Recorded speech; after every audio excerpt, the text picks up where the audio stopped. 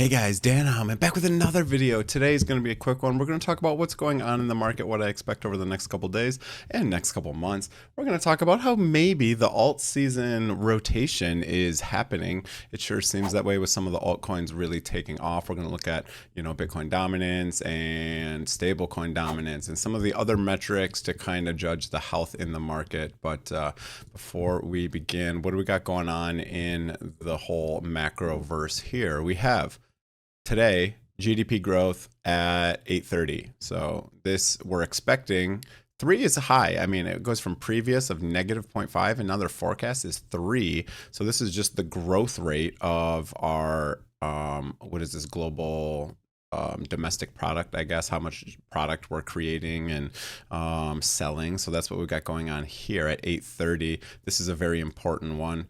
We have tomorrow. Is this tomorrow? 29th. Yes, tomorrow is even more important because we have personal income month over month, personal spending month over month. They're expecting it to go up, and core PCE. Okay, so this one is very important.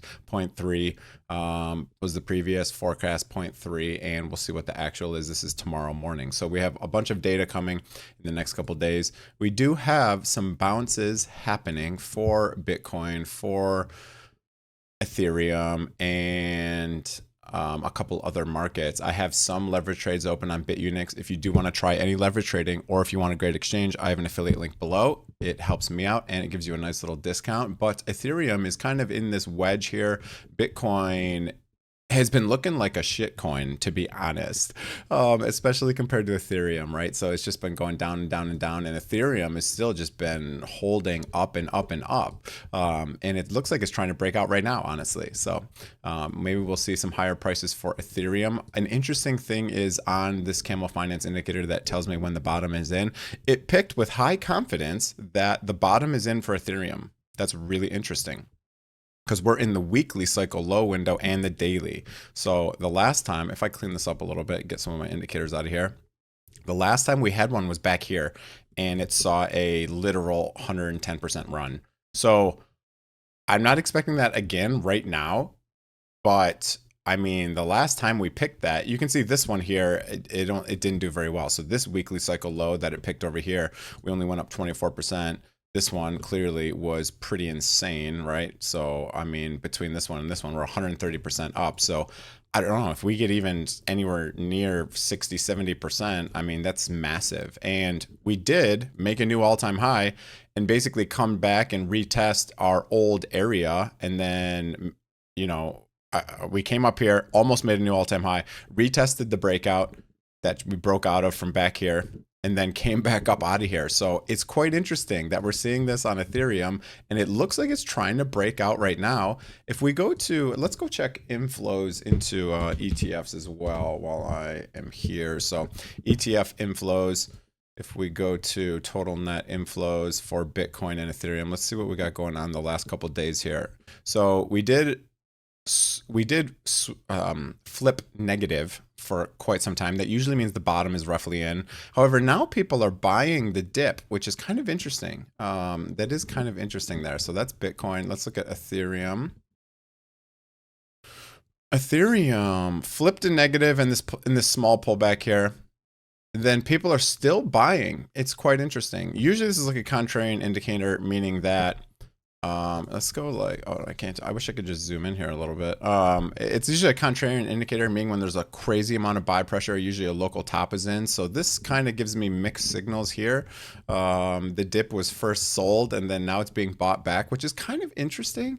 But it seems like we're almost in this phase here where Bitcoin, goes up, and we're in Bitcoin season for many years. And then we get into Ethereum season, which we've been in since really almost a couple months now. I mean, April was kind of the bottom, and then it's been outperforming ever since. Money is starting to trickle into large caps when we'll see buy-ups happening. Now, we've seen this with Crow. We've seen this with Solana starting to outperform Ethereum. And then maybe we're going to go into large caps. So, large caps going parabolic. We haven't quite seen that. And then full-blown alt season. So that's kind of what we have going on here. If you go to the alt season index here, on into the cryptoverse, in the 90-day, it kind of looks like we are trying to edge higher. The last time we were in a full-blown 90-day average alt season was December, right after the election. You know, altcoins did very well. We had this huge run. This was the last time we were here. Now, if we go to the 60-day, it actually says that we're in the biggest alt season we've seen in years, which is kind of interesting. If you go here, look at Kronos. All of these outperforming. Bitcoin's way down here at a 5% and 5% ROI over the last, what is this, 60 days? 60 days, okay? Look at all of these doing better. You know, a lot of these doing much better than Bitcoin. Kronos just absolutely pumping. If we go to the 30-day, let's see what we got going on. So it's just like how quick this, you know, responds. 30-day means we were basically in an alt season. Now we've pulled back, but now it looks like, you know, maybe we just made a higher low and we're moving back up again. So that's quite interesting. 90-day still looks like it wants to go up into this area.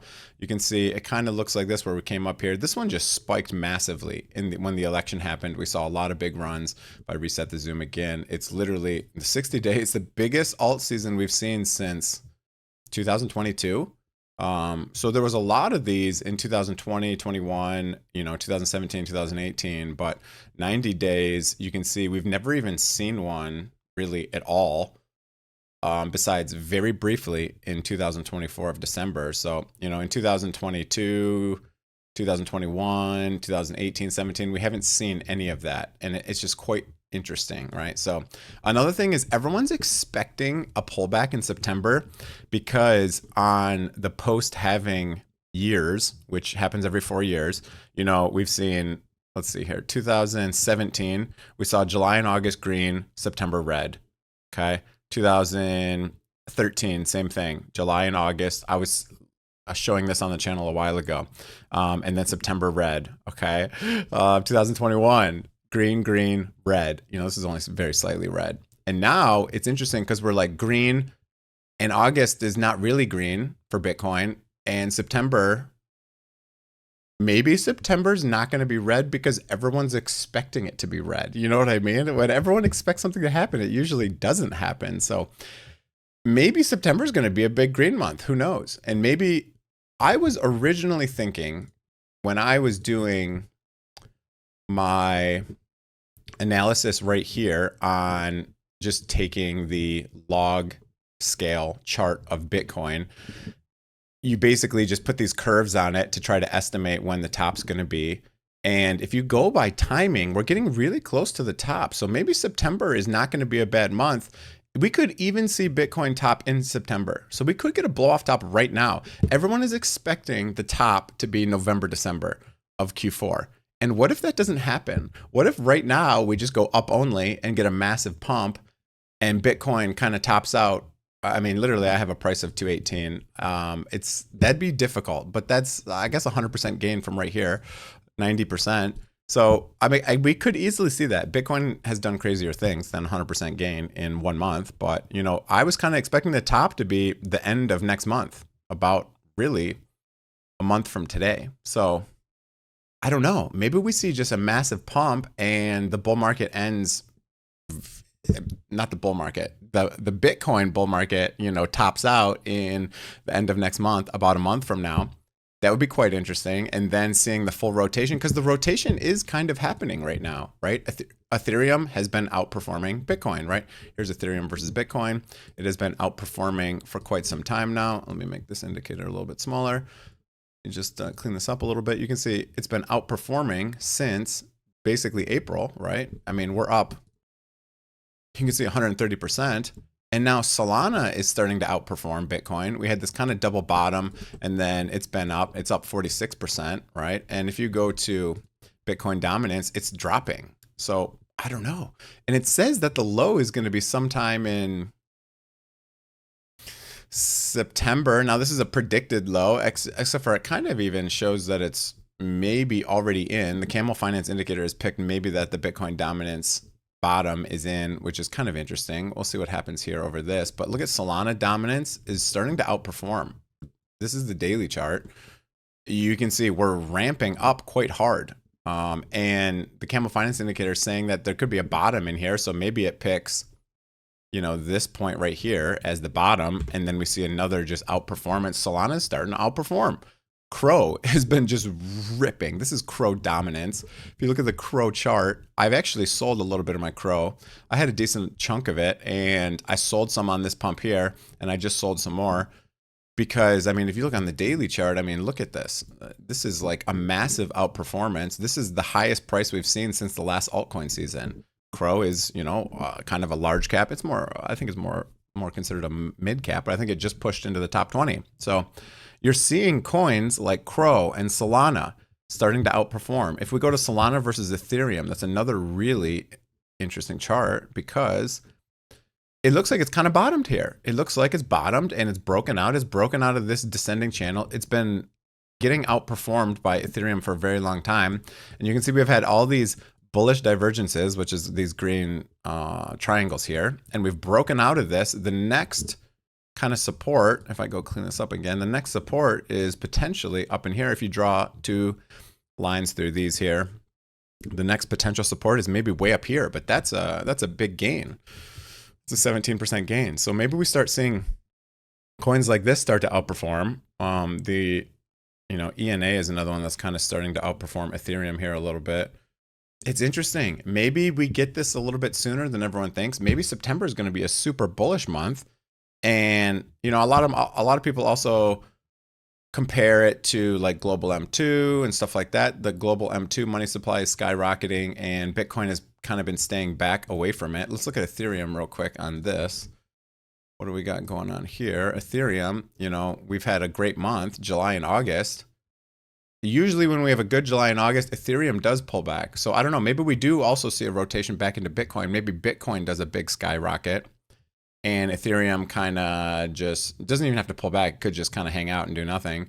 That's an option as well. So you can see sometimes it only pulled back, 12%, but September is actually the most bearish month ever for Ethereum. But again, this is historic and it doesn't always mean it's going to happen again. So I've kind of been like trying to take a little bit of profits because I'm expecting September to be red. But what if it's not? What if Bitcoin goes to make the top end? And maybe that's why Bitcoin gets a pullback, is because Bitcoin is just absolutely, God candling here. Maybe that's what causes a pullback in Bitcoin dominance. And, the other coins just kind of hang out and don't do much. So that's an option as well.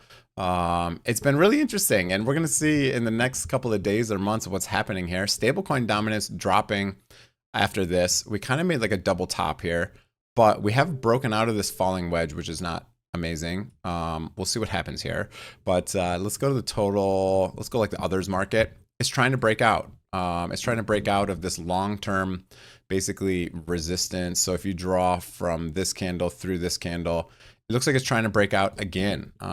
Interesting. So maybe we get a breakout. We actually have a green dot on Market Cipher B in the total. I'm sorry, not total, others. If we look at total 3, which is the crypto market minus Bitcoin and ETH. So you can see we're almost at all-time highs.